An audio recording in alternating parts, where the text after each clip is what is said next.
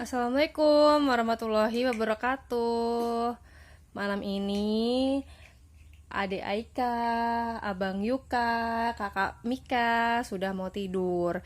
Dan buku malam ini yang dibaca adalah buku dari Muhammad Ismahiro nomor 12, judulnya Pelajaran dari Uhud. Yuk kita baca sama-sama. Bismillahirrahmanirrahim.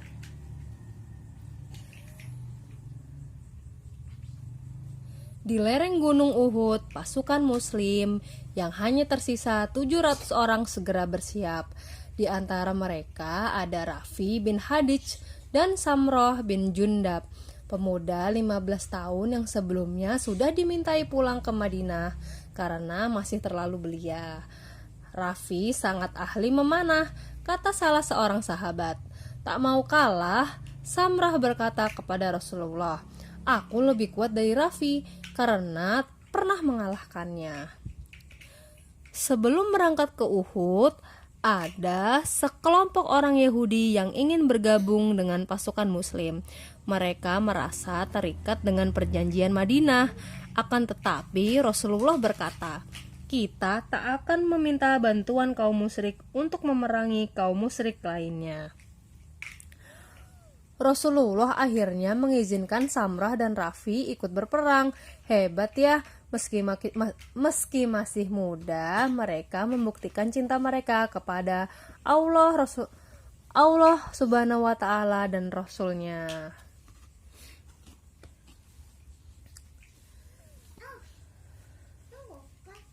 Rasulullah Shallallahu Alaihi Wasallam membagi pasukan Muslim menjadi beberapa regu. Regu para pemanah ulung berjumlah 50 sahabat yang dipimpin oleh Abdullah bin Jubair. Mereka ditempatkan di atas bukit. "Tetaplah di posisi kalian dan jagalah sisi belakang kami. Jika kalian melihat kami menang, jangan sekali-kali turun dan mengikuti kami. Jika kalian melihat kami kalah dan syahid, jangan membantu kami." Sebuah pesan jelas dan tegas disampaikan Rasulullah Shallallahu Alaihi Wasallam kepada pasukan pemanah. Aku abang. Ya abang, sekarang abang bobo ya, dengerin bunda cerita ya. Udah sekarang abang bobo di sana. Oke.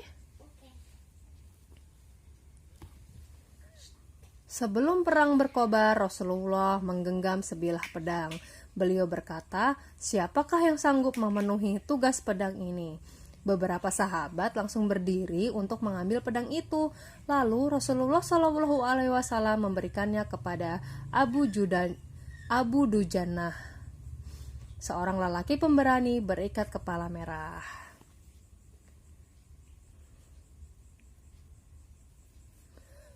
Kaum perempuan turut berperan dalam perang Uhud.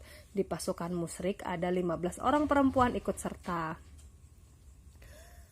Mereka dipimpin oleh Hindun binti Utbah. Di pasukan Muslim, Ummu Imaroh adalah salah satu yang ikut bertempur dengan gagah berani. Perang berkecamuk dengan sangat dahsyat, dipimpin oleh pahlawan Islam termasuk Hamzah bin Abdul Muthalib, Abu Dujanah, dan Mus'hab bin Umair. Kaum Muslim mampu memporak-porandakan musuh.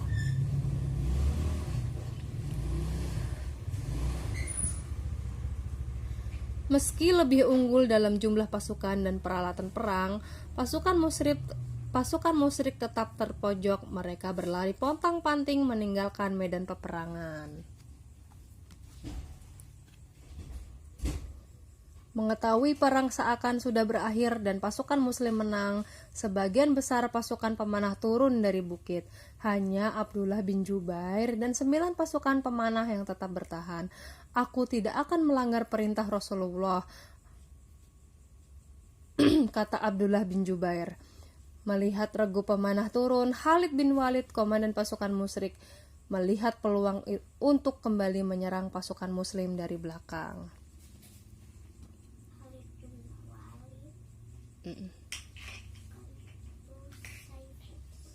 Dulu kan Khalid bin Walid pemimpin pasukan musyrik, terus baru masuk Islam.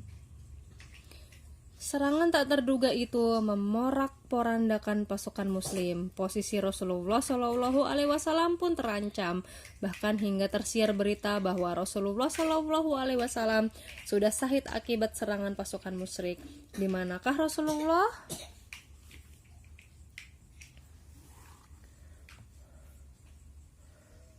Rasulullah Shallallahu Alaihi Wasallam ada bersama para sahabat yang melindunginya. Beliau sudah berdarah dan terluka hingga giginya tanggal. Luar biasa pemandangan di sekitar Rasulullah. Mus'ab bin Umair dan 7 orang Ansar gugur ketika mereka menjadi tameng hidup untuk melindungi Rasulullah Shallallahu Alaihi Wasallam. Sa'ad bin Abi Waqqas dan Talhah bin Ubaidillah berjuang mati-matian melindungi Rasulullah Shallallahu Alaihi Wasallam. Bahkan tubuh Talhah terkena belasan anak panah saat menggendong Rasulullah Shallallahu Alaihi Wasallam untuk berlindung di balik bukit pasir. Rasulullah Shallallahu Alaihi Wasallam pun bergumam, sudah seharusnya Talhah masuk surga.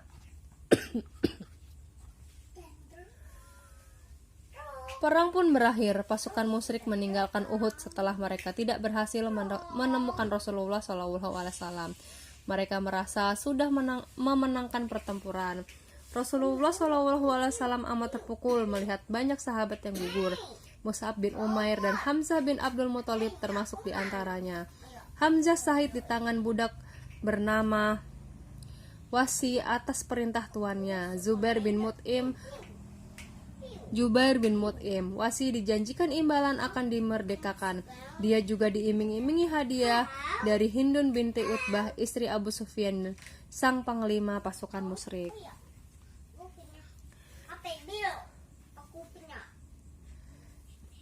Ibnu Mas'ud menceritakan, tak pernah kami melihat Rasulullah Shallallahu Alaihi Wasallam menangis melebihi tangisan beliau terhadap kematian Hamzah bin Abdul Muthalib. Beliau menghadapkan ke kiblat, kemudian beliau berdiri di depan jenazahnya dan menangis terisak. Usai menguburkan dan mendoakan jenazah sekitar 70 syuhada, Rasulullah Shallallahu Alaihi Wasallam kembali ke Madinah pada Sabtu petang. Esoknya Ahad pagi, usai sholat subuh, Rasulullah Shallallahu Alaihi Wasallam bersiap kembali mengejar pasukan musyrik. Mereka sedang dalam perjalanan pulang ke Mekah. Beliau juga memerintahkan Bilal untuk menyampaikan perintah kepada pasukan musyrik. Tidak ada yang boleh ikut bersama kami kecuali yang kemarin berperang di Uhud, kata Rasulullah. Saat baru tiba di Madinah, ibu Sa'ad bin Mu'adz berlari menghampiri Rasulullah SAW. Saat yang memegang tali kekang Rasulullah SAW segera memperkenalkan ibundanya. Rasulullah SAW kemudian mengabarkan kematian Amr bin Mu'adz, saudara laki-laki Sa'ad. Apa jawaban ibunda Sa'ad? Selagi kulihat Anda selamat, semua musibah yang menimpa aku anggap kecil. Subhanallah, ibundanya hebat, pantas saja anak-anaknya hebat, Amr dan Sa'ad bin Mu'adz.